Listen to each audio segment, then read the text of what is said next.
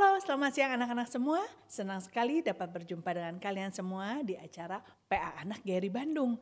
Hari ini kita mau melanjutkan seri eksposisi kitab Matius.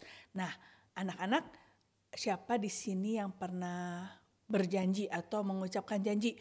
Aku janji kalau nanti saya berhasil, maka aku mau apa gitu ya, atau kalau kamu jadi teman aku nanti aku kasih permen, atau sebaliknya mungkin pernah menerima janji kalau kamu berhasil nggak ada nilai yang jelek maka papa mama akan berikan kamu reward tertentu. Ada nggak yang pernah mengalami begitu? Atau ada juga pernah ngalamin dikecewakan, ya kasih janji tapi tidak ditepati sehingga kita merasa kecewa dan sedih. Nah, hari ini temanya adalah kesetiaan perjanjian. Anak-anak kalau di rumah melihat ada papa mama, Tuhan persatukan, itu begitu indah. Anak-anak pernah doain gak papa mama? Doain biar papa mama bisa saling mengasihi, saling setia satu dengan yang lain. Karena tanpa pertolongan Tuhan, seringkali banyak pernikahan, perjanjian antara suami istri, papa mama susah untuk terus dijalani. Tapi dengan pertolongan Tuhan, hal itu mungkin. Nah, anak-anak, ibu guru mau ajak kita sama-sama latih lagu yang akan kita nyanyikan. Judulnya Janji yang Manis. Bercerita tentang janji Tuhan. Tuhan kalau berjanji tidak akan tidak ditepati, pasti ditepati. Kita boleh berpegang teguh, bisa pegang janji Tuhan dan kita boleh merasa aman. Mari kita sama-sama menyanyikan Janji yang Manis, satu baitnya saja.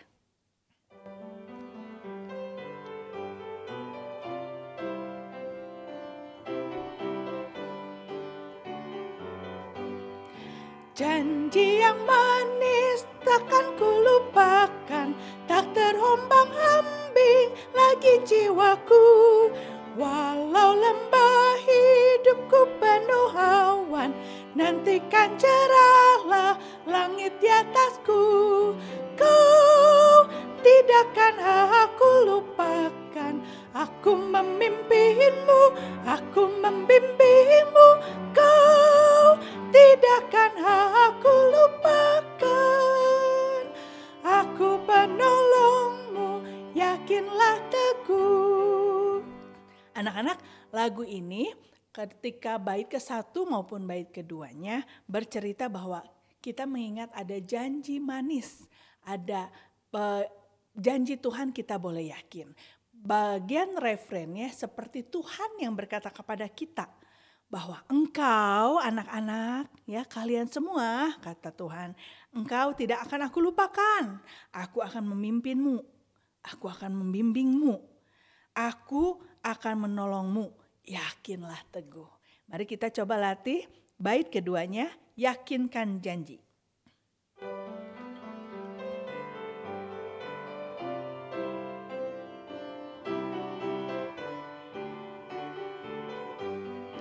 Yakinkan janji kau tak kulupakan, dengan sukacita aku jalan terus. Dunia dan kawan tiada ku harapkan, satu yang setia, Yesus penebus. Kau tidakkan aku lupakan, aku memimpinmu, aku membimbingmu. Kau tidakkan aku lupakan, aku penolongmu, yakinlah teguh. Anak-anak, mari kita sama-sama berdiam diri dan bersatu teduh, mempersiapkan hati kita untuk memasuki renungan firman Tuhan hari ini.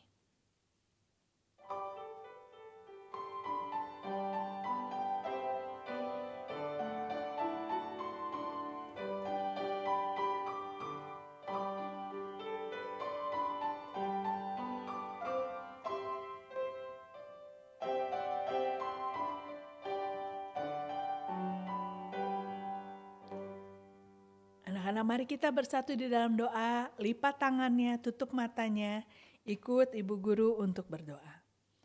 Tuhan Yesus, kami bersyukur, berterima kasih untuk kasih setia Tuhan, untuk janji-Mu yang begitu indah. sehingga kami dapat yakin, dapat berpegang teguh bahwa Engkau memimpin, Engkau menolong kami. Terima kasih untuk keluarga yang Tuhan beri, untuk papa mama yang Tuhan hadirkan dalam hidup kami. Kau yang tolong supaya papa mama boleh saling mengasihi, saling mengampuni, dan sungguh-sungguh menjadi teladan kasih dan keadilan di tengah-tengah keluarga. Teladan kesetiaan, bagaimana seperti Engkau mengasihi jemaat, bahwa Engkau mau berkorban, mau menerima kami orang yang berdosa. Hal itu boleh sungguh nyata di tengah-tengah keluarga kami. Tuhan tolong. Dalam nama-Mu kami berdoa dan mengucap syukur. Amin. Anak-anak, mari kita memuji Tuhan.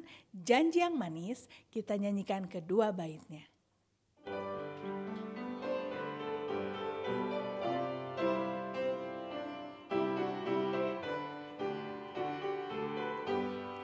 Janji yang manis kau tak kulupakan, tak terombang-ambing lagi jiwaku. Walau lembah hidupku penuh awan, nantikan cerahlah langit di atasku.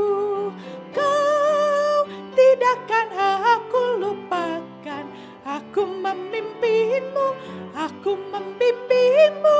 Kau tidakkan aku lupakan, aku penolongmu, yakinlah teguh. Yakinkan janji kau tak kulupakan, dengan sukacita aku jalan terus. Dunia dan kawan tiada ku harapkan, satu yang setia, Yesus penebus. Kau tidakkan aku lupakan, aku memimpinmu, aku membimbingmu. Kau tidakkan aku lupakan, aku penolongmu, yakinlah teguh. Anak-anak, mari kita mendengarkan firman Tuhan hari ini. Selamat siang anak-anak, selamat siang, selamat siang, selamat siang. Oke, selamat siang. Selamat siang anak-anak, bersyukur kita bisa kembali bertemu dalam PA Anak hari ini. Sebelum kembali belajar, mari kita berdoa terlebih dahulu.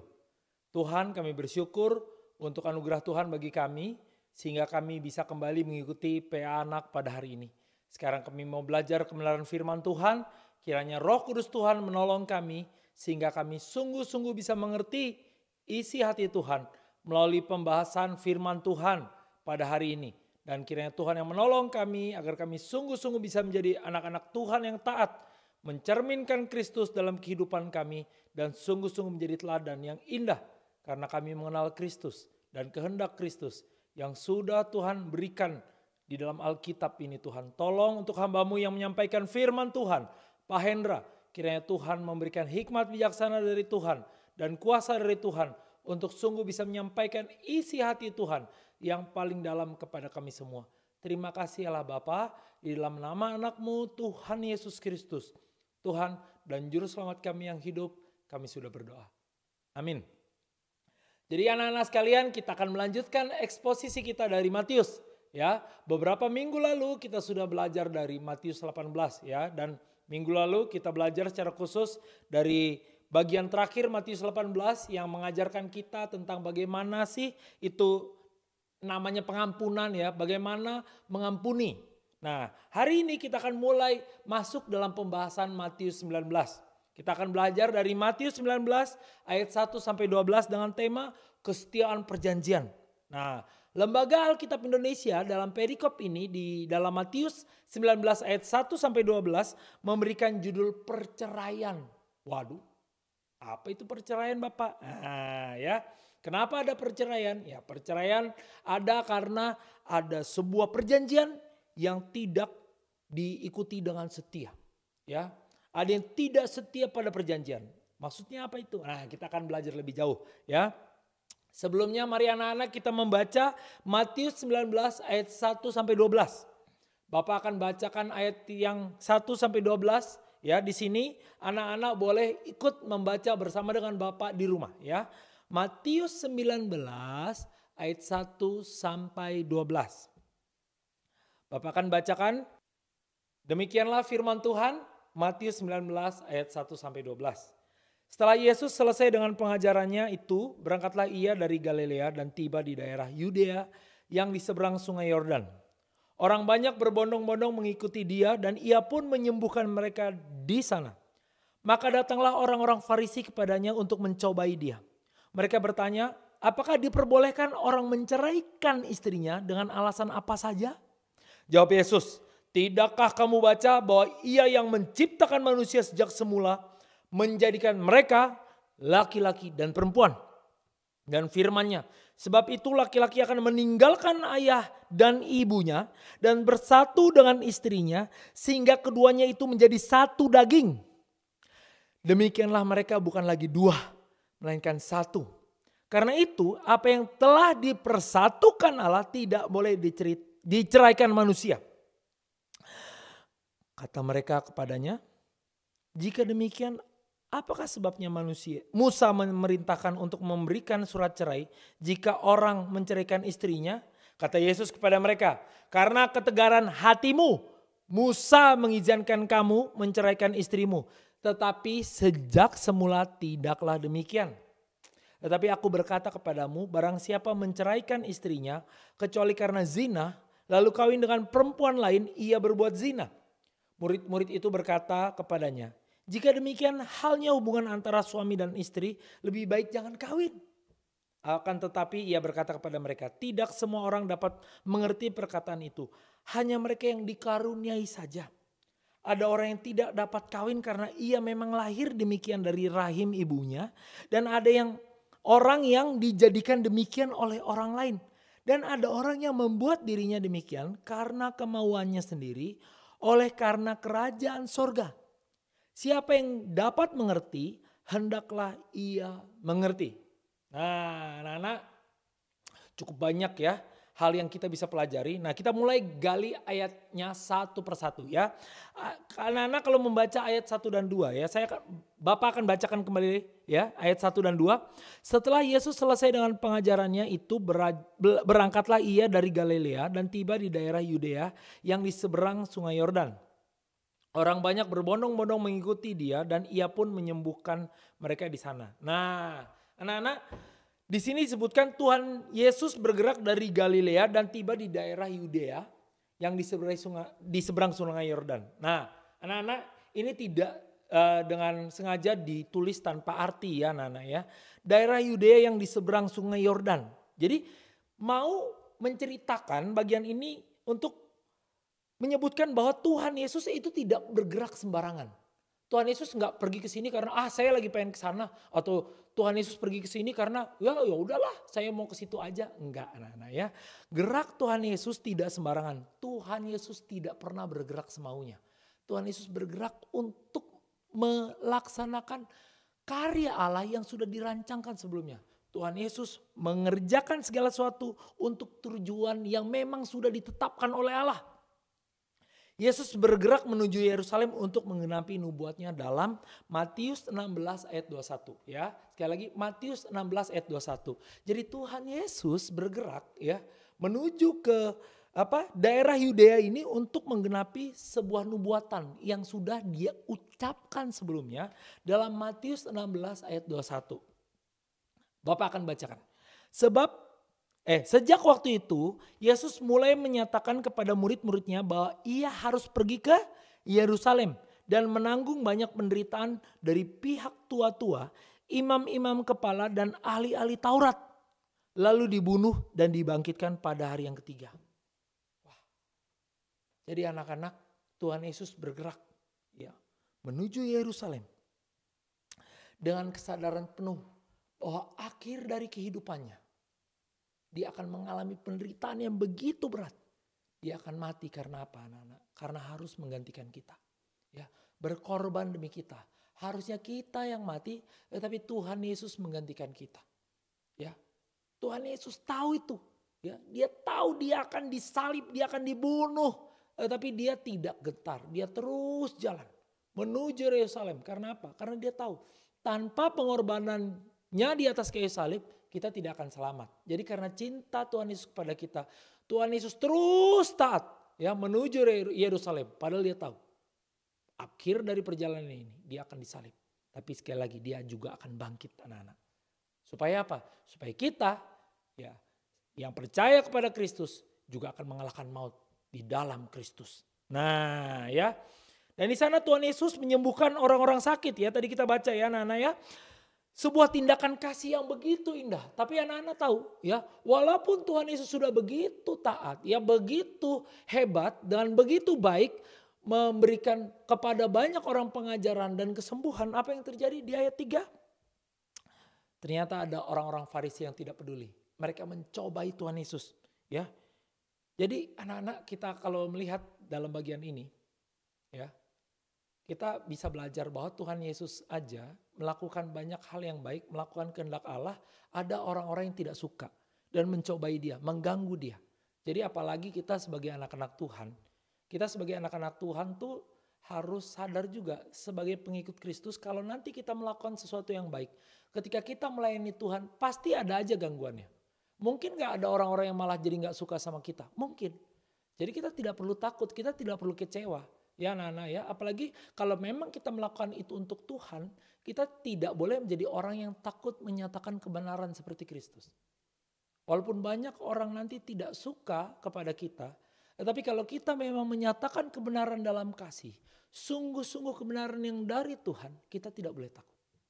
Karena apa? Karena sebaik apapun kita melakukan kebenaran Tuhan, pasti akan ada orang yang dipakai oleh iblis untuk menyerang kita. Jadi kita tidak perlu takut karena guru besar kita, Tuhan kita, Tuhan Yesus Kristus saja diperlakukan demikian. Apalagi kita tidak perlu takut. Sekali lagi, Tuhan Yesus berjanji bahwa dia akan menyertai kita sampai kepada akhir zaman. Jadi kalau kita ya betul-betul melaksanakan pemuritan sampai ke ujung bumi, apapun yang terjadi, Tuhan akan menyertai kita. Ya, akan ada orang yang tidak suka, kita tidak perlu terlalu peduli. Ya, kita harus terus berjalan dalam Tuhan. Karena kita percaya Tuhan Yesus menyertai kita. Nah jadi anak-anak ya. Apalagi kalau kita ya sebagai anak-anak Tuhan gak boleh ya. Melayani Tuhan supaya dipuji-puji orang gak boleh. Kita melayani Tuhan karena apa? Karena kita sadar Tuhan Yesus sudah terlebih dahulu mencintai kita. Taat begitu rupa ya. Sampai mati di atas kayu salib. Mencintai kita dan bangkit mengalahkan maut. Supaya kita bisa hidup. Nah dari situ kita sadar. Saya harus berjuang demi Tuhan Yesus. Nah gitu ya. Karena apa? Karena kita mencintai Tuhan. Bukan karena kita mau dapat apa imbalan uang, imbalan pujian atau apapun. Atau pengaruh yang enggak ya anak-anak ya. Kita melayani Tuhan karena apa? Karena kita sungguh mencintai Tuhan. Mencintai Tuhan Yesus yang sudah terlebih dahulu mencintai kita. Nah ya di ayat 3 ya. Para Farisi ini mencoba untuk menjebak Tuhan Yesus. Menjebak Tuhan Yesus dengan sebuah perdebatan yang besar. Perdebatan apa itu Pak? Ya kita baca ya di ayat 3. Maka datanglah orang-orang Farisi kepadanya untuk mencobai dia. Mereka bertanya, apakah diperbolehkan orang menceraikan istrinya dengan alasan apa saja? Wah, menceraikan istrinya dengan alasan apa saja? Loh, kenapa sih Pak? Mereka bertanya seperti itu kepada Tuhan Yesus. Kok ini tiba-tiba ngomongin perceraian ya? Terus apalagi ada kata-kata dengan alasan apa saja? Waduh, ya. Karena saat itu anak-anak ada perdebatan di kalangan orang-orang Yahudi. Ada 2 rabi besar ya. Rabi itu seperti guru-guru ya. Guru-guru orang-orang Yahudi ya. Yang begitu berhikmat, begitu dianggap pintar oleh orang-orang Yahudi ya. Dianggap sangat bijaksana. Mereka itu menafsirkan ayat dalam Ulangan 24 ayat 1-4 tentang perceraian. Ada 2 rabi ya. Rabi Syamai dan Rabi Hillel. Nah, mereka berdua memberikan sebuah tafsir ya. Tafsir itu sebuah arti ya, penjelasan tentang Ulangan 24 ayat 1-4. Nah, Ulangan 24 ayat 1-4. Isinya tentang apa sih Pak? Yuk kita baca sama-sama ya anak-anak ya. Ulangan 24 ayat 1-4. Bapak akan bacakan. Apabila seseorang mengambil seorang perempuan dan menjadi suaminya, dan jika kemudian ia tidak menyukai lagi perempuan itu, sebab didapatinya yang tidak senonoh padanya, lalu ia menulis surat cerai dan menyerahkannya ke tangan perempuan itu, sesudah itu menyuruh dia pergi dari rumahnya, Dan jika perempuan itu keluar dari rumahnya dan pergi dari sana lalu menjadi istri orang lain. Dan jika laki-laki yang kemudian ini tidak cinta lagi kepadanya lalu menulis surat cerai dan menyerahkannya ke tangan perempuan itu serta menyuruh dia pergi dari rumahnya, atau jika laki-laki yang kemudian mengambil dia menjadi istrinya itu mati, maka suaminya yang pertama yang telah menyuruh dia pergi itu tidak boleh mengambil dia kembali menjadi istrinya setelah perempuan itu dicemari. Sebab hal itu adalah kekejian di mata Tuhan. Janganlah engkau mendatangkan dosa atas negeri yang diberikan Tuhan Allahmu kepadamu menjadi milik pusakamu. Nah, jadi anak-anak, dua rabi ya tadi ya. Pertama Rabi Syamai dan Rabi Hillel. Nah, Rabi Syamai berpendapat bahwa kata-kata tidak senonoh tadi ya, kita baca ya dalam Ulangan 24 ayat 1 tadi menunjuk pada perzinahan. Jadi menurut Rabi Syamai, seseorang ya, seorang suami hanya boleh menceraikan istrinya kalau ada perzinahan, ya. Loh, perzinahan itu apa sih, Pak? Nah, perzinahan itu adalah kondisi yang tidak setia. Tidak setia pada perjanjian. Karena gini anak-anak, ketika seorang laki-laki dan perempuan mereka menikah, ya, mereka berjanji untuk setia. Sungguh-sungguh setia, hanya mencintai pasangannya. Si laki-laki hanya mencintai perempuan ini. Ya, dan perempuan ini hanya mencintai suaminya. Satu laki-laki dan satu perempuan. Jadi mereka tidak boleh mencintai yang lain. Nah, perzinahan itu apa sih? Ketika salah satunya mungkin mencintai pasangan yang lain. Ya, misalnya si laki-laki mencintai orang lain selain istrinya. Tidak boleh. Atau istrinya mencintai laki-laki lain yang bukan suaminya. Nah, itu namanya perzinahan. Ya, tidak boleh. Itu adalah suatu yang sangat keji di mata Tuhan. Tuhan tidak mau sama sekali. Ya, jadi Tuhan ingin seorang laki-laki menikah dengan seorang perempuan dan mereka hanya boleh mencintai pasangannya ini, tidak boleh yang lain. Nah, perzinahan itu adalah sikap tidak setia ketika seorang laki-laki atau seorang perempuan mencintai yang lain di luar pasangannya.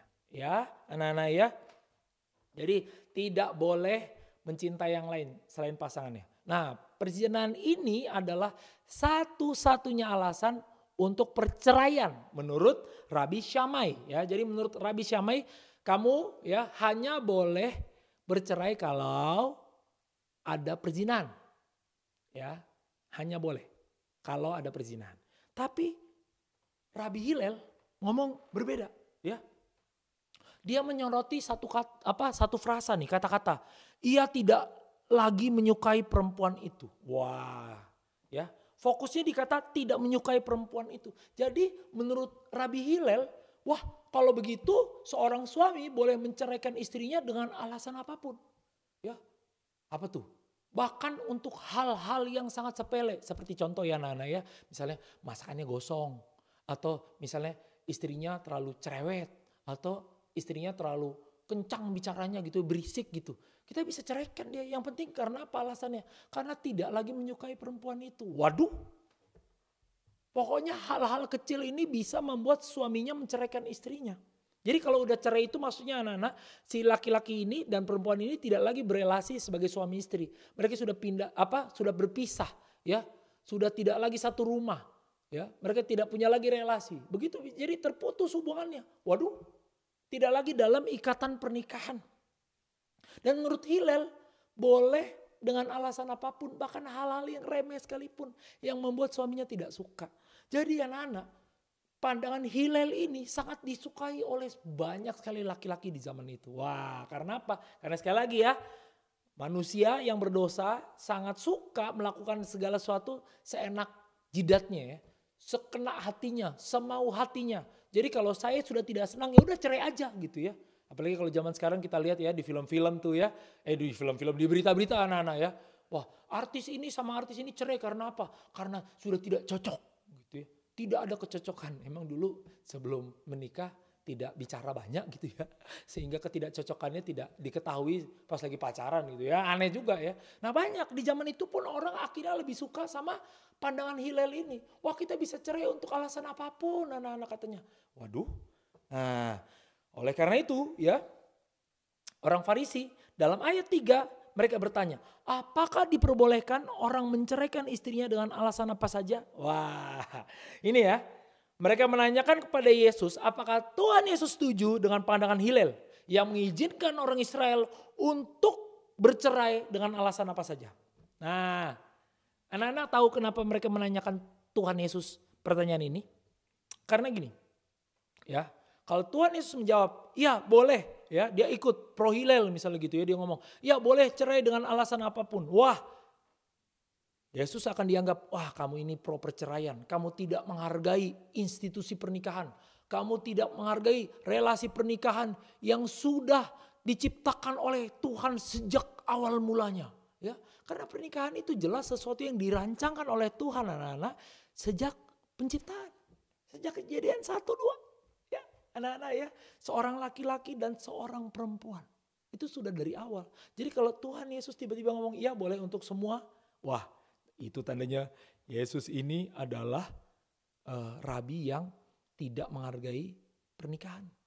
Tapi kalau Yesus tiba-tiba ngomong gak boleh, ya, dia ikut pro syamai misalnya ya, mengatakan bahwa perceraian hanya karena perzinahan. Apa yang terjadi anak-anak? Yesus akan dianggap menentang ya sesuatu yang sangat populer di masa itu. Pemahaman pengajaran yang sangat populer dan diterima oleh banyak orang di saat itu. Ya, jadi saat itu orang suka sekali bercerai untuk alasan apapun. Bahkan mereka punya pemimpin saat itu Herodes Antipas. Wah, kawin cerai ya dengan cara yang tidak benar anak-anak. Jadi kalau Yesus mengatakan tidak hanya oleh berzinahan. Wah, orang banyak akan tidak suka pada Tuhan Yesus. Mereka mengatakan Yesus ini bikin ajaran aneh-aneh. Orang bisa banyak meninggalkan Yesus. Karena apa? Karena mereka suka bercerai. Nah itu anak-anak ya. Kemungkinan besar Yesus akan dijauhi oleh banyak orang-orang. Nah, dan kita lihat jawaban Tuhan Yesus ya. Tuhan Yesus menjawab pencobaan itu di ayat 46 dengan mengingatkan banyak orang ya, termasuk orang-orang Farisi ini tentang dasar-dasar pernikahan. Ya. Nilai pernikahan itu dirancangkan oleh Tuhan sejak penciptaan anak-anak. Ya. Dan kita lihat bagaimana Yesus menjawab. Di ayat 4 kita bisa baca ya, Bapak akan bacakan. Jawab Yesus, tidakkah kamu baca bahwa ia yang menciptakan manusia sejak semula menjadikan mereka laki-laki dan perempuan?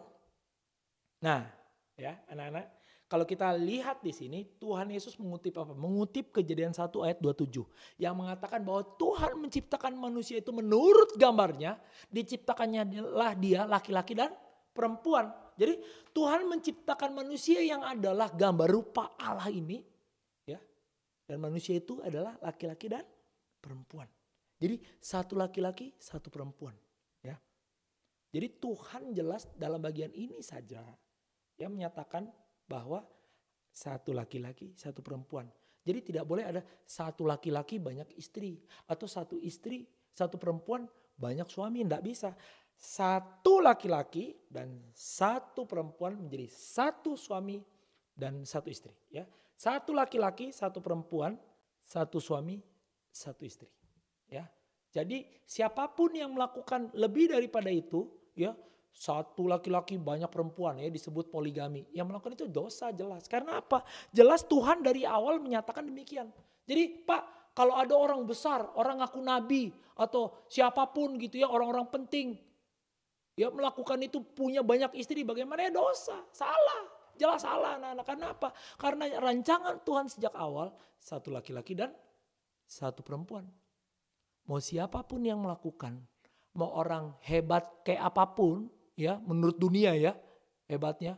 Atau dia mengaku diri sebagai nabi kayak, mengaku diri sebagai orang penting kayak ya. Kalau bertentangan dengan rancangan Tuhan dari awal jelas itu udah salah. Itu udah berdosa. Ya gak boleh. Karena sekali lagi satu laki-laki, satu perempuan. Nah ini juga mengindikasikan bahwa kita tidak boleh jadi misalnya nanti kalau sudah menikah, ganti-ganti pasangan, saya nggak suka sama yang ini, ya udah saya ceraiin terus saya ganti yang lain. Cuma karena tidak suka enggak ya. Jadi Tuhan itu mau satu laki-laki dan satu perempuan. Ya nggak boleh ganti-ganti pasangan. Ya. Dan di ayat 5 tertulis, dan firman-Nya sebab itu laki-laki akan meninggalkan ayah dan ibunya dan bersatu dengan istrinya sehingga keduanya itu menjadi satu daging. Nah, ayat 5 itu dikutip dari mana anak-anak? Dari Kejadian 2 ayat 24. Ya jelas ya. Kejadian 2 ayat 24. Isinya kurang lebih sama anak-anak. Nah ayat ini mengajarkan bahwa seseorang yang menikah baik laki-laki atau perempuan harus lebih mengutamakan hubungannya dengan pasangannya itu dibandingkan dengan hubungan dengan orang tua. Ya, jadi gini, seorang anak tetap mencintai orang tuanya tetap cinta anaknya. Tapi orang tuanya kalau anaknya sudah menikah nggak boleh ikut campur lebih banyak. Ya, atur-atur ini itu. Ya kamu harus begini, anakmu harus di sini. Nah, nggak bisa anak-anak. Ya, jadi ketika seseorang sudah dewasa dan dia menikah, ya orang tuanya nggak boleh ikut campur terlalu banyak, nggak boleh, ya. Apalagi untuk keputusan-keputusan yang penting, nggak boleh terlalu banyak ikut campur. Itu bisa merusak keluarga itu, ya. Jadi ketika seseorang anak, ya sudah dewasa, dia harus bisa betul-betul memutuskan semua keputusan-keputusan penting sendiri, ya, dengan kesadaran penuh, dengan pengetahuan yang cukup, dia harus memutuskan sendiri. Kalau mau minta nasihat sekali-kali boleh, ya. Tapi jelas orang tua, ya, dari anak ini yang sudah menikah tidak boleh memberikan nasihat-nasihat yang terlalu banyak sampai harus menentukan nasihat saya harus diikuti. Enggak harus, ya anak-anak ya. Kita harus betul-betul bertanya pada Tuhan, ini kehendak Tuhan bukan? Ya, kalau memang sesuai kehendak Tuhan boleh dilakukan. Kalau tidak, tidak. Ya, tapi jelas ayat ini mengatakan bahwa orang tua, ya yang anaknya sudah menikah, ya kalau udah dewasa tentunya ya, nggak boleh anak-anak menikah ya. Ini harus sudah dewasa ya. Ya kalau sudah dewasa dan menikah, orang tuanya nggak boleh terlalu ikut campur banyak, ya terlalu atur-atur nggak boleh. Ya itu bisa merusak pernikahan anaknya. Ya, jadi anak-anak ya orang yang mau menikah dia harus sungguh-sungguh dewasa ya. Dia sudah punya perhitungan yang matang, dia sudah bisa memperhitungkan banyak hal di masa depan, apa yang mau dia lakukan berdasarkan kebenaran firman Tuhan. Ya, tidak boleh sembarangan menikah. Harus betul-betul sudah dewasa. Ya anak-anak ya. Karena apa? Karena dia harus memutuskan semuanya dengan pasangannya. Nah itu ya. Jadi dan dalam ayat 5 itu dikatakan bersatu dengan istrinya sehingga keduanya menjadi satu daging. Maksudnya apa sih Pak? Ya secara singkat gini ya Bapak ngajarin ya. Bahwa ayat ini mengajarkan bahwa suami istrinya adalah ikatan yang sangat erat anak-anak. Tidak boleh dipisahkan ya. Harusnya juga sangat setia ya. Kalau sudah jadi satu daging dia tidak boleh jadi daging dengan yang lain ya. Tidak mungkin itu udah kayak kanker itu kalau ada daging tumbuh yang lain ya. Atau aduh nggak bisa ya. Pokoknya hanya boleh dengan pasangannya itu harus setia. Ya, rancangan Allah seperti itu. Menjadi satu daging. Tidak boleh bercerai, tidak boleh bersekutu dengan yang lain. Enggak, hanya dengan istri atau suaminya. Ya. Nah, itu anak-anak ya. Jadi Tuhan jelas melalui ayat ini menyatakan bahwa pasangan suami istri itu harus setia. Ya, tidak boleh ada perceraian. Nah setelah mengutip 2 ayat perjanjian lama itu maka Tuhan Yesus memberikan kesimpulan di ayat 6. Ya ayat 6, demikianlah mereka bukan lagi 2 melainkan 1. Karena itu apa yang telah dipersatukan Allah tidak boleh diceraikan manusia. Nah jadi Tuhan bilang apa? Apa yang sudah dipersatukan Allah tidak boleh diceraikan manusia. Jadi Tuhan Yesus menjelaskan perdebatan Ulangan 24 ayat 1 sampai 4 itu dengan menggunakan ayat-ayat yang jauh lebih jelas. Ya, tentang maksud Allah. Tapi para Farisi tadi gimana anak-anak? Ya, Tuhan Yesus sudah jelas nih pakai ayat-ayat yang lebih jelas. Tapi Farisi itu tidak puas. Mereka kembali bertanya ya. Nih, Bapak akan bacakan. Kata mereka padanya, jika demikian apakah sebabnya Musa memerintahkan untuk memberikan surat cerai jika orang menceraikan istrinya? Nah, jadi para Farisi itu kembali nih ke Ulangan 24 tadi ya, ayat 1 sampai 4. Jadi kalau perceraian itu dilarang, kenapa ada surat cerai gitu ya maksudnya ya. Nah, tapi lihat anak-anak ya. Di ayat 7 itu mereka menggunakan kata apa? Musa memerintahkan. Seakan-akan Tuhan ya melalui Musa memerintahkan ada perceraian. Ya, jadi seakan-akan mereka mau ngomong, nih Musa memerintahkan perceraian. Nah, padahal apakah seperti itu? Enggak. Ya, karena itu ketika Tuhan Yesus menjawab mereka di ayat 8, Tuhan Yesus tidak menggunakan kata memerintahkan. Tuhan Yesus menggunakan kata apa? Mengizinkan. Nah, ya. Jadi itu tidak berarti bahwa Musa itu menghalalkan perceraian ya, atau menganggap itu tidak dosa ya. Wah udahlah nggak apa-apa bercerai aja gitu, harus gitu ya kan. Kalau mereka tadi orang-orang Farisi bilang memerintahkan, jadi seakan-akan itu sesuatu yang wajib. Tapi Yesus bilang apa? Mengizinkan ya. Ya jelas walaupun nanti kita akan bahas lebih jauh ya. Nah ya sebenarnya Musa itu tidak menginginkan ada perceraian. Karena itu Yesus berkata, karena ketegaran hatimu maka Musa mengizinkan hal itu ya. Jadi sebenarnya anak-anak ya secara singkat gini, Bapak akan jelaskan. Musa itu sebenarnya ingin mencegah hal yang lebih buruk terjadi. Misalnya contoh ya, di masa itu kan seorang perempuan memang agak sulit. Karena apa? Karena mereka sangat bergantung pada suaminya. Jadi kalau suaminya sudah tidak suka atau terjadi sebuah hal yang buruk di dalam rumah tangga itu, supaya tidak terjadi misalnya kekerasan dalam rumah tangga, ada pemukulan ya, atau istrinya itu tidak lagi diberikan penghidupan yang layak. Jadi ya sudahlah, lebih baik jelas statusnya seperti apa, ada surat cerai. Ya. Akhirnya terpaksa Musa mengizinkan anak-anak. Tapi kalau kita belajar di Ulangan 24 ayat 1 sampai 4 itu sebenarnya apa sih yang dilakukan oleh Musa? Musa itu sebenarnya memperingatkan orang-orang Israel bahwa gini ya, nih ya Bapak akan ceritakan ya. Jadi kalau misalnya ada seorang Israel, dia punya istri ya, istrinya itu dia ceraikan. Nah istrinya itu kawin lagi dengan orang lain. Nah tiba-tiba si orang Israel ini menyesal. Wah saya mau kembali. Gak boleh anak-anak. Ya. Walaupun ya misalnya ya, mantan istrinya itu sudah suaminya yang baru gitu ya, sudah meninggal atau menceraikan dia. Boleh gak kembali ke suaminya? Gak boleh. Sama sekali gak boleh. Jadi di situ Musa langsung ngomong kayak gini ya. Jangan ya. Jadi ini secara tidak langsung Musa ngomong gini. Jangan sembarangan cerai. Nanti kamu nyesal. Ya. Kalau misalnya mereka bercerai, terus ternyata istrinya itu belum menikah dengan yang lain. Nah boleh gak bersatu lagi? Boleh. Nah, tapi kalau sudah bersatu dengan yang lain ya, sudah menikah dengan yang lain, mau pasangannya meninggal kek, mau pasangannya menceraikan dia, tetap nggak boleh bersatu lagi anak-anak. Ya, itu sesuatu yang keji di mata Tuhan. Jadi Musa itu sebenarnya mengingatkan bahwa kalian itu tidak boleh sembarangan bercerai. Ya. Perceraian hanya diizinkan untuk mencegah keburukan yang lebih besar, jangan sampai terjadi.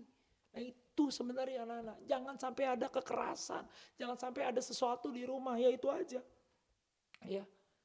Jadi Tuhan Yesus saat itu berani secara terang-terangan menyatakan sesuatu yang bertentangan dengan pemikiran orang-orang di zaman itu. Dia dengan jelas menentang perceraian. Wah, dia bisa dimusuhi oleh orang-orang saat itu. Dan bahkan anak-anak, kalau sampai misalnya Herodes Antipas yang tadi Bapak bilang ya, dia kawin cerai gitu ya, bahkan menikah dengan saudaranya, wah itu kacau sekali. Itu bisa benci sekali sama Yesus. Karena apa? Karena kita lihat ya Herodes Antipas ini sampai dia membunuh Yohanes Pembaptis. Karena apa? Karena Yohanes Pembaptis menegur Herodes tentang gaya hidup kawin cerainya. Ya, jadi Yesus begitu berani. Dia tidak takut menyatakan kebenaran. Dia betul-betul menyatakan kebenaran. Walaupun nanti ketika dia ngomong kebenaran itu ya, banyak orang tidak suka. Bahkan para penguasa benci sama dia. Tuhan Yesus tidak takut. Nah kita sebagai Kristen, orang-orang Kristen. Kristen artinya apa? Pengikut Kristus. Ya. Kita betul-betul meneladani Tuhan Yesus enggak dalam bagian ini anak-anak? Mau enggak kita menjadi orang-orang yang dipakai oleh Tuhan Yesus? Menyatakan kebenaran. Ya. Walaupun risikonya ada orang-orang di sekitar kita yang tidak suka sama kita. Mungkin dia tadinya teman kita tapi dia jadi tidak suka karena apa? Karena kita menyatakan kebenaran. Kita harus seperti itu anak-anak. Yesus menyatakan kebenaran karena apa? Karena dia mengasihi. Kalau orang-orang tidak tahu kebenaran, mereka hidup dalam kesesatan. Mereka hidup dalam cara hidup yang tidak benar. Mereka semua bisa binasa semua. Nah Yesus mengatakan kebenaran walaupun resikonya orang-orang tidak suka sama dia. Nah kita juga harus seperti Tuhan Yesus. Kalau memang benar anak-anak, kita harus nyatakan kebenaran. Ya, nyatakan kebenaran bukan karena kita merasa lebih hebat, tapi karena kita tahu kebenaran itu harus disampaikan. Kalau tidak, orang-orang di sekitar kita yang berdosa ini, mereka akan terus jatuh dalam dosa. Mereka akan hidup dalam dosa, berbahaya. Ya, kita harus meneladani Tuhan Yesus dalam bagian ini ya. Sekali lagi anak-anak, semua saat itu suka sekali bercerai dan Tuhan Yesus tiba-tiba ngomong tidak boleh. Ya, bahkan penguasa saat itu suka kawin cerai. Ya, Yesus bilang enggak boleh. Ya, Tuhan dari awal tidak suka. Nah, ya anak-anak ya. Jadi Tuhan Yesus begitu berani.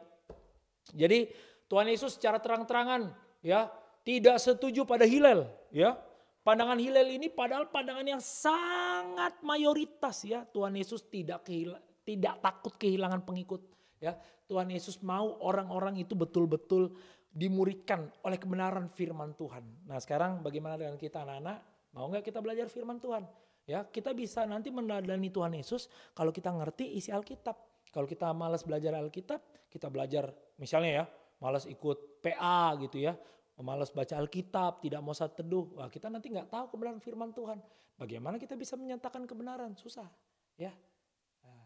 Makanya kita harus belajar firman Tuhan sungguh-sungguh, minta Roh Kudus mengajar kita, memberikan kita pengertian supaya nanti kita betul-betul sungguh-sungguh mengerti, bisa menjalankannya dan bisa menceritakannya kepada orang lain, mengajarkannya kepada orang lain ya. Dan Bapak lanjut ya, di ayat 9 Tuhan Yesus melanjutkan. Tetapi aku berkata kepadamu, barang siapa menceraikan istrinya kecuali karena zina, lalu kawin dengan perempuan lain, ia berbuat zina. Jadi anak-anak ya, ayat ini ya berarti bahwa kalau terjadi perzinahan, ya ini satu-satunya alasan ya anak-anak. Satu-satunya alasan hanya perzinahan. Kalau ada perzinahan, maka diizinkan untuk bercerai. Ya, bahkan kalau memang ya sekali lagi ya pasangan yang menjadi korban ya, yang diselingkuhi misalnya gitu ya, baru dia boleh menikah lagi ya dengan yang lain ya. Tapi kalau pelaku perzinahan boleh nggak? Nggak boleh ya. Banyak yang hanya menyoroti ayat 6 ya. Wah nggak boleh. Tapi jelas Tuhan Yesus di sini menyatakan bahwa kalau terjadi perzinahan ya, perselingkuhan ya, salah satunya memiliki relasi spesial dengan orang lain selain pasangannya. Nah itu boleh ya, perceraian diizinkan. Bukan diwajibkan ya anak-anak, diizinkan sekali lagi ya. Sebenarnya apa yang dikatakan Yesus dalam Matius 19 ayat 9 tadi itu sebenarnya Matius 19 ayat 9 tadi itu sebenarnya sudah ada dalam Matius 5 ayat 31 sampai 32. Bapak akan bacakan ya. Telah difirmankan juga siapa yang menceraikan istrinya harus memberi surat cerai kepadanya. Tetapi aku berkata kepadamu setiap orang yang menceraikan istrinya kecuali karena zina, ia menjadikan istrinya berzina. Dan siapa yang kawin dengan perempuan yang diceraikan, ia berbuat zina. Nah, jadi anak-anak ya, hanya boleh karena perceraian karena zina, ya, karena ada perzinahan, ya. Kenapa anak-anak? Karena perceraian adalah bentuk ketidaksetiaan terhadap perjanjian. Nah, karena gini anak-anak ya, kalau kita membaca Alkitab, pernikahan itu di dalam Alkitab sering dijadikan sebuah cara ya di mana Allah itu mau menggambarkan indahnya relasi antara Allah dengan umatnya. Tuhan dengan umatnya ya. Bahkan kalau kita lihat di perjanjian baru ya, relasi antara Kristus dengan jemaat itu dinyatakan di dalam relasi suami dan istri. Ya, jadi anak-anak ya, bagaimana seorang suami menyatakan cintanya kepada istri ya, dan bagaimana seorang istri menyatakan kesetiaan pada suaminya, itu menceritakan ya bagaimana seharusnya ya, itu ya seharusnya ya anak-anak ya, kesetiaan dalam relasi pernikahan itu menceritakan keindahan relasi Tuhan dengan umat. Nah jadi ya sama kayak orang Israel. Ya orang Israel saat itu kan ditolong oleh Tuhan, ditebus oleh Tuhan, diselamatkan oleh Tuhan. Ya, dan Tuhan dengan anugerahnya yang besar mengikat perjanjian dengan orang Israel. Ya padahal sebenarnya gini ya Nana ya, kalau Tuhan mau memilih bangsa lain yang lebih besar kayak Mesir gitu ya, atau kerajaan Media Persia misalnya gitu ya, atau kerajaan-kerajaan lain yang lebih besar bisa saja. Tapi Tuhan memilih Israel bukan karena Israel hebat. Ya padahal Israel saat itu bahkan adalah budak di dalam Mesir gitu, budaknya orang-orang Mesir, tapi Tuhan memilih mereka. Kenapa? Karena anugerah, karena cinta, ya karena janji, ya. Jadi Tuhan mengikatkan janji kepada orang Israel, ya, janji anugerah yang begitu besar. Jadi di dalam relasi itu Tuhan akan menyatakan kesetiaannya, berkatnya Dan orang Israel harus setia kepada Tuhan. Hanya kepada Tuhan. Tapi kita lihat apa yang terjadi anak-anak. Sepanjang sejarah kalau kita baca perjanjian lama. Orang Israel terus menerus menyembah ilah-ilah lain. Menyembah berhala-berhala, menyembah Baal. Ya, bukan menyembah Tuhan. Ya, mereka sering menyembah Tuhan tapi nanti nyembah Baal juga. Tuhan nggak mau diperlakukan seperti itu. Ya nggak boleh ada Allah lain. Jelas Tuhan bilang tidak boleh ada Allah lain di hadapanmu. Ya, tidak boleh. Ya, tidak boleh ada yang kamu sembah selain aku. Tapi lihat apa yang terjadi. Orang Israel selalu melakukannya dan itu disebut perzinahan. Ya, sama seperti pernikahan. Harusnya seseorang itu mengikatkan cintanya hanya dengan pasangannya yang cuma satu. Nah Israel pun demikian. Harusnya mereka mengikat cintanya hanya kepada Allah Israel. Kepada Yahweh. Tapi apa yang terjadi? Mereka terus menyembah yang lain. Makanya itu disebut perzinahan. Ya, ada beberapa ayat perjanjian lama yang menceritakan ini ya. Misalnya kalau kita baca Hosea ya. Orang Israel itu diibaratkan Gomer. Gomer istrinya Hosea yang tidak setia gitu. Nah Hosea itu ya sakit hatinya itu melambangkan sakit hatinya Tuhan. Jadi sekali lagi anak-anak ya, pernikahan sering dipakai oleh Tuhan untuk menyatakan sebenarnya relasi antara Tuhan dengan umatnya. Ya, jadi pernikahan yang indah itu bisa menceritakan keindahan relasi Tuhan dengan umat. Tapi pernikahan yang seperti Hosea dengan Gomer itu menceritakan kekacauan ya, ketika pasangan itu tidak setia. Nah itu anak-anak. Nah apalagi kalau kita baca ini ya, Yeremia 3 ayat 8. Bapak akan bacakan. Dilihatnya bahwa oleh karena zinanya aku telah menceraikan Israel, perempuan murtad itu, dan memberikan kepadanya surat cerai. Namun Yehuda, saudaranya perempuan yang tidak setia itu, tidak takut, melainkan ia juga pun pergi bersundal. Nah ini apa yang terjadi anak-anak. Saat itu kerajaan Israel terbelah. Ya, Israel melakukan banyak sekali hal yang menyakiti hati Tuhan. Ya, mereka membuat ritual-ritual peribadatan yang tidak sesuai kebenaran firman Tuhan. Ya, dan banyak sekali mereka juga menyembah Allah-Allah lain. Akhirnya Tuhan marah ya. Mereka istilahnya tanda kutip tadi diceraikan oleh Tuhan ya. Dan akhirnya mereka dibuang. Nah, apa yang terjadi dengan Yehuda? Kalau kita terbelah ya anak-anak ya, Israel Yehuda. Israel melakukan itu dibuang. Yehuda gimana bertobat? Enggak, sama aja. Akhirnya mereka juga dibuang. Ya anak-anak sedih sekali. Ya, jadi ayat ini menunjukkan bahwa Allah juga mempraktekkan prinsip yang Yesus ajarkan dalam Matius 5 ayat 32 dan Matius 19 ayat 9 itu. Ya. Jadi ketika Israel tidak setia, Allah akan menceraikan. Akibatnya apa? Teman-teman, anak-anak yang terjadi orang Israel dibuang. Ya. Nah, yang dilakukan oleh orang Israel adalah perzinahan rohani ya. Nah ini adalah bentuk ketidaksetiaan ya. Nah dalam kasus suami istri ya jelas perzinahannya adalah perzinahan yang lain ya anak-anak ya. Perzinahan yang betul-betul mencintai orang lain selain pasangannya. Nah itu baru boleh diizinkan untuk bercerai. Jadi ajaran Yesus ini sangat bertentangan dengan tradisi orang Yahudi zaman itu. Ya orang Yahudi zaman itu banyak sekali yang berpikir bahwa orang boleh bercerai karena apa? Iya yang tadi ya alasan apapun gitu ya. Terus ada juga yang kedua nih anak-anak ya. Ya perzinahan, kalau itu jelas Yesus juga setuju. Tapi yang pertama alasan apapun Tuhan tidak setuju. Dan yang ketiga ada yang menyatakan bahwa ya bolehlah bercerai kalau dari pernikahan ini tidak punya anak. Gak boleh ya jelas. Yesus mengatakan hanya satu alasan yang boleh membuat orang bercerai yaitu perzinahan. Jadi kalau misalnya Pak, tapi kami dari pernikahan ini gak punya anak, boleh bercerai enggak? Gak boleh. Gak boleh ya. Sama sekali gak boleh. Itu bukan alasan orang untuk bercerai. Nah, jadi Tuhan Yesus tidak takut pada tradisi ya. Jadi kalau ada tradisi yang mengajarkan demikian, jadi bercerai boleh karena apa? Kalau tidak punya anak, jelas tidak boleh. Alkitab melarang ya. Itu dosa ya. Nah, jadi tidak punya anak atau alasan-alasan remeh seperti masakan gosong, istri terlalu cerewet atau apapun ya, itu tidak boleh jadi alasan untuk perceraian. Ya. Dan bahkan misalnya terjadi perzinahan sekalipun ya, perceraian itu bukan sesuatu yang diharuskan tapi diizinkan. Jadi masih boleh nggak ada pengampunan di dalamnya? Boleh.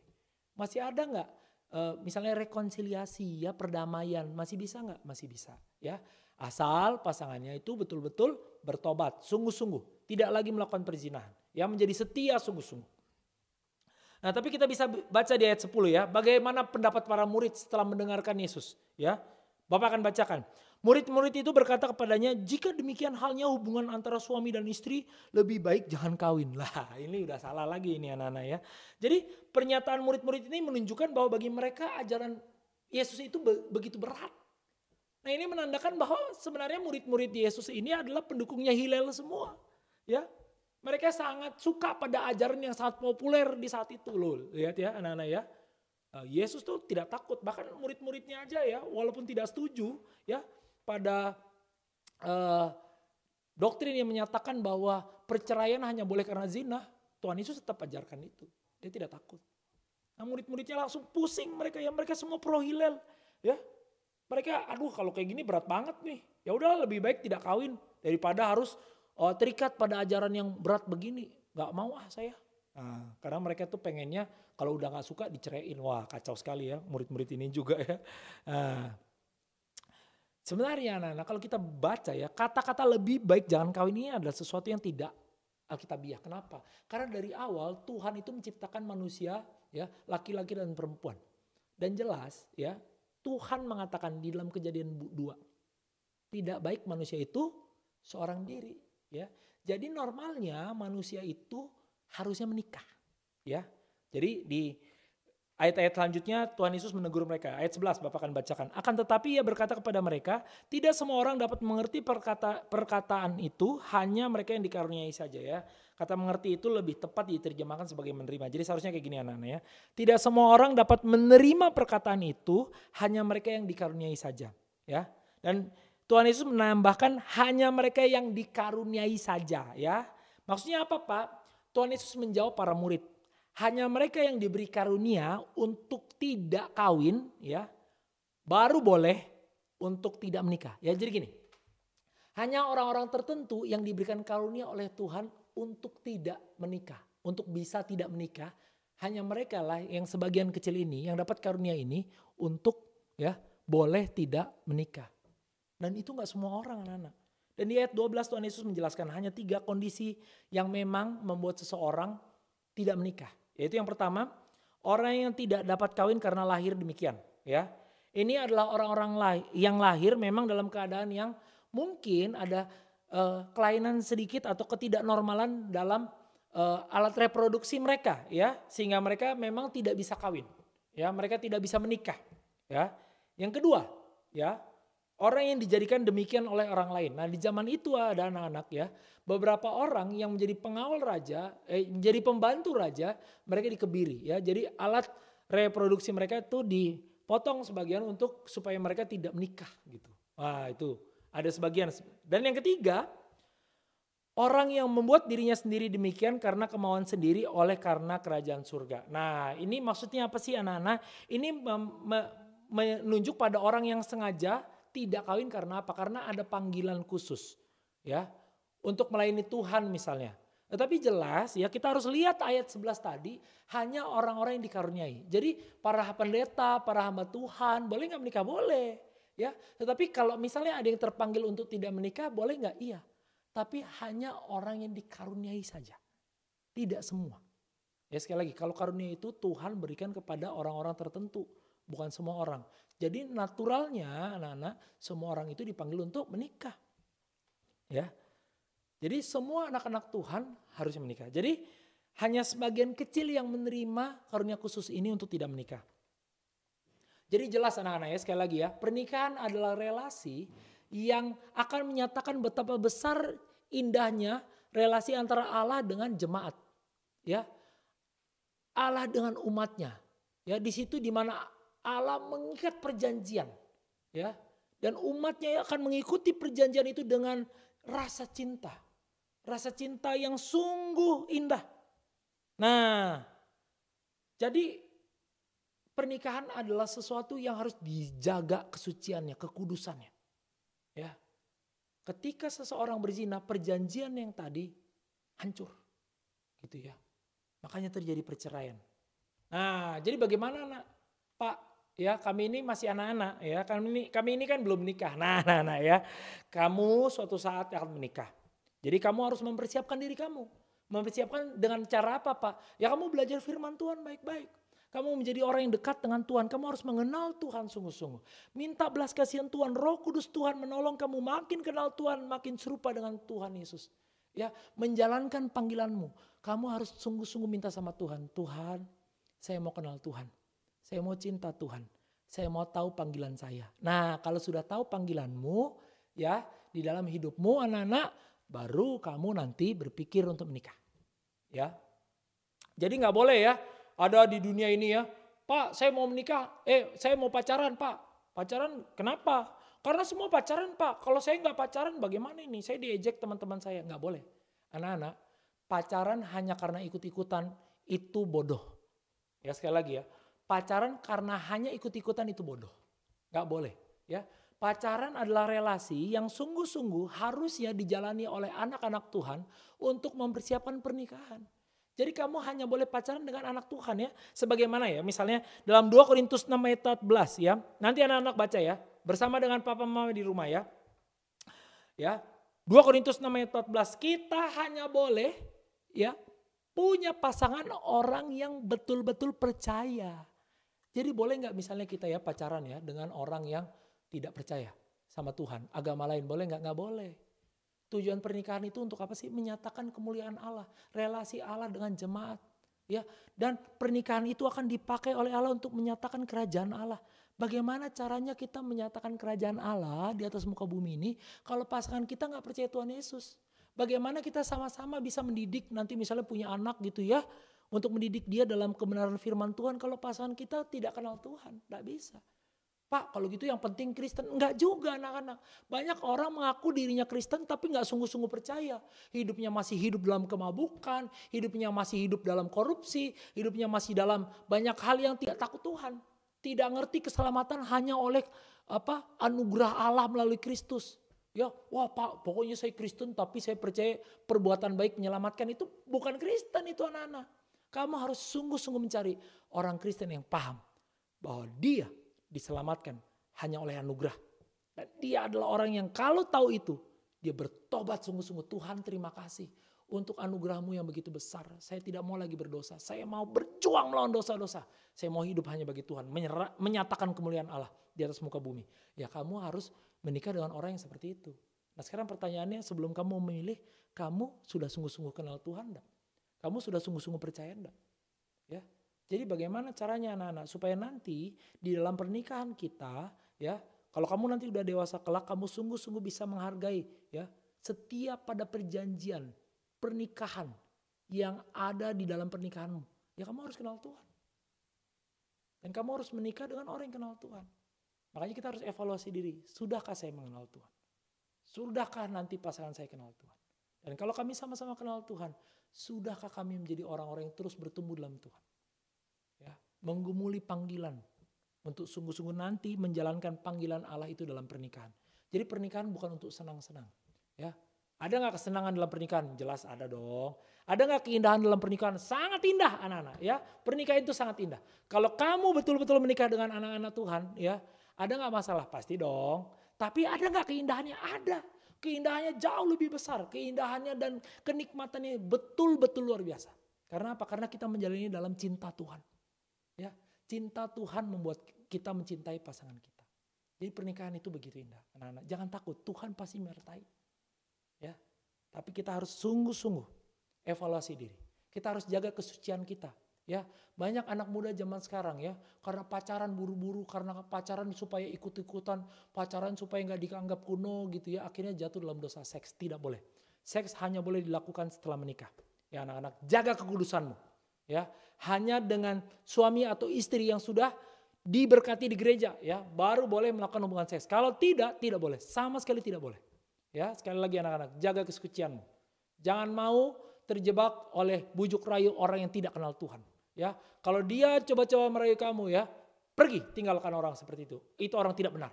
Ya, kamu harus sungguh-sungguh taat pada Tuhan dan kamu harus sungguh-sungguh menikah dengan orang yang taat pada Tuhan. Karena sekali lagi, pernikahan akan menyatakan kemuliaan Allah. Ya, Kemuliaan Allah yang betul-betul mengikat perjanjian. Dengan siapa? Dengan umatnya. Dan umatnya akan menyerahkan seluruh kesetiaannya, cintanya kepada Sang Allah. Nah, oleh karena itu anak-anak, mari kita menjadi orang Kristen yang taat. Menjadi semakin serupa dengan Kristus. Supaya nanti pernikahan kita kelak, ketika kita sudah dewasa, betul-betul menyatakan kemuliaan Allah. Melalui pernikahan kita, ada anak-anak yang betul-betul dilahirkan untuk kemuliaan nama Allah juga. Ya, sehingga pernikahan Kristen sungguh-sungguh menjadi teladan di tengah dunia yang tidak menghargai pernikahan. Mungkin ada banyak ya artis-artis kawin cerai atau pejabat-pejabat kawin cerai, tapi kita tidak. Kita harus menjadi anak-anak Tuhan yang menyatakan keindahan pernikahan. Ya. Relasi yang dibentuk oleh Allah sejak penciptaan. Rancangan yang begitu indah yang bisa menyatakan kemuliaan Allah. Mari kita sama-sama menjadi orang yang taat. Mari kita berdoa. Tuhan, kami bersyukur untuk anugerah Tuhan bagi kami. Kami mohon Tuhan agar kiranya kami sebagai anak-anak Tuhan sungguh menjadi orang-orang yang dipersiapkan oleh Tuhan untuk sungguh-sungguh mengenal Tuhan dan berelasi dengan orang-orang yang betul-betul mencintai Tuhan. Sehingga kehidupan pernikahan kami betul-betul menjadi pernikahan yang menyatakan kemuliaan Allah, yang menyatakan keindahan relasi Allah dengan umatnya. Tolong kami Tuhan, pimpin kami, agar kami sungguh-sungguh hidup sesuai dengan kehendak Tuhan. Menjaga kesucian kami Tuhan, sampai kami nanti menikah kelak. Terima kasih Tuhan, kami serahkan hidup kami ke dalam tangan pengasihan Tuhan. Kiranya Tuhan yang menjaga, kiranya Tuhan yang melindungi. Dalam nama Tuhan Yesus kami telah berdoa dan mengucap syukur. Amin. Sekian PA kita pada hari ini. Tuhan Yesus memberkati. Anak-anak, bersyukur untuk firman Tuhan yang boleh kita dengarkan hari ini. Kesetiaan perjanjian. Begitu indah ketika janji itu yang dengan dari awal mula sudah diucapkan, dapat digenapi, dapat ditepati, dapat dijalankan sesuai dengan apa yang dijanjikan. Nah, anak-anak, mulai sekarang tiap hari bawa papa mama di dalam doa. Ya, Tuhan tolong supaya papa mama bisa terus memelihara perjanjian pernikahan. Supaya keluarga ini sungguh-sungguh boleh menyaksikan kebaikan, kasih setia Tuhan, memuliakan Tuhan di dalam dunia ini yang dimana banyak ketidaksetiaan, banyak penyelewengan. Tapi biarlah keluarga-keluarga Kristen, papa mama sungguh boleh menjadi kesaksian hidup bagaimana Tuhan yang mengasihi, bagaimana Tuhan yang tetap setia memegang teguh perjanjian. Mari kita nyanyikan janji yang manis kedua baitnya.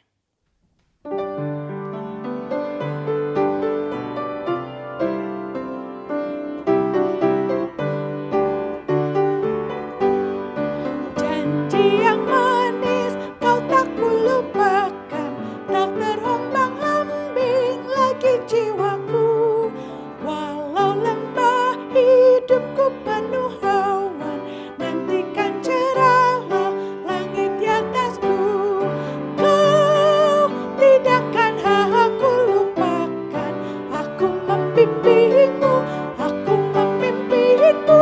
Kau tidakkan aku lupakan, aku penolongmu, yakinlah teguh. Yakinkan janji kau tak kulupakan, dengan sukacita aku jalan terus. Dunia dan kawan tiada ku harapkan, satu yang setia, Yesus penebus. Kau tidakkan aku lupakan, aku memimpinmu, aku membimbingmu. Kau tidakkan aku lupakan, aku penolongmu, yakinlah teguh. Demikian PA Anak hari ini, biarlah melalui pujian yang kita nyanyikan, melalui firman yang kita dengar, iman kita kepada Tuhan boleh terus bertumbuh. Sampai jumpa minggu depan ya anak-anak semua. Bye.